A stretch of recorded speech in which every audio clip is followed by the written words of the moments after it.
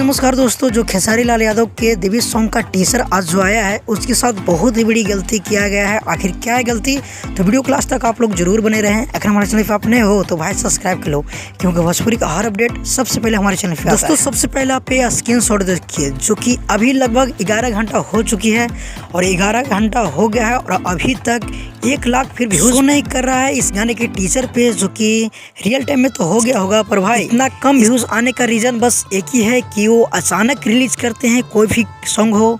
ये बहुत ही बड़ी गलती है। अगर रिलीज करने से पहले पोस्टर को आउट करता तो ज्यादा लोग पास इन्फॉर्मेशन पहुंचता और ज्यादा लोग एक्टिव होते हैं इस टीचर को लेकर और ज्यादा व्यूज मिल सकता था, जो कि ये बहुत ही बड़ी गलती किए हैं। भाई आप ही बताइए, खेसारी के यूट्यूबर किस लिए हैं? उनके यूट्यूबर इसलिए हैं क्योंकि वो सॉन्ग आने से पहले आप लोग का अपडेट दे सके, पर उन लोग के क्या है कि किसी को इन्फॉर्मेशन नहीं देंगे और डायरेक्ट कुछ चीज रिलीज कर देते हैं, तो ये बहुत ही बड़ी गलती है। खैर हटाओ, सब कंपनी ऐसे नहीं करते हैं, कुछ कंपनियां करते हैं। बहुत सी कंपनी ऐसे है सॉन्ग आने से पहले हम लोग का इंफॉर्मेशन दे देते हैं।